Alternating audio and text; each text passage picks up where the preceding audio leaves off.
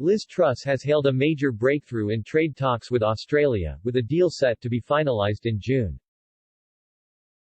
The International Trade Secretary has held meetings with her Australian counterpart in London to get a deal over the line after months of talks. Ms. Truss had been eager to strike an agreement by Easter, but talks faltered in recent weeks with disagreements on a few key areas holding up a deal. This week Australian Trade Minister Dan Tehan flew to London to help rebuild momentum in negotiations with both sides eager to get the trade deal over the line. While some differences still remain after the 48 hours of talks, officials say a consensus has been reached between the UK and Australia on the vast majority of elements of the Comprehensive Free Trade Agreement. Praising the progress to date, Ms. Truss said, "We have made major breakthroughs over the past few days and an agreement is now in sight. I want to thank Dan personally for the contribution he has made and for his desire to get this deal done. This is a deal that will deliver for Britain and all parts of our economy. It is a win-win for both nations. It is a fundamentally liberalizing agreement that will support jobs across the country and help us emerge stronger from the pandemic, strengthening ties between two democracies who share a fierce belief in freedom, enterprise and fair play. We will spend the next few weeks ironing out details and resolving outstanding issues, with a view to reaching a deal by June."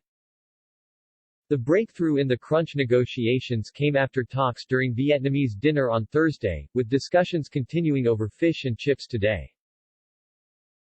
Prime Minister Boris Johnson has invited Australia to join the G7 summit in Cornwall taking place June 11 to 13, as a close ally of the UK.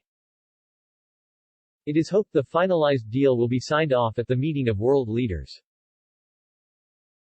Britain is already Canberra's fifth-largest trading partner, with both sides eager to strike a deal to help boost relations now Britain is outside the EU. The EU and Australia do not have a free trade agreement in place, with the new deal set to provide a significant increase in trade. In 2019, trade between the UK and Australia was worth £18.8 billion and the trade deal could help increase UK exports to Down Under by up to £900 million according to Whitehall officials. Ms. Truss presented Mr. Tehan with Emma Bridgewater mugs and a London Pottery Company teapot as a gift following the outcome. Earlier this week an unnamed source close to the International Trade Secretary said Ms. Truss intended to be tough in talks. They said Mr. Tehan needed to show Australia meant action. She plans to sit him down in the Locarno room, in the Foreign Office, in an uncomfortable chair, so he has to deal with her directly for 9 hours, the source told The Telegraph. He is inexperienced compared to Liz, he needs to show that he can play at this level.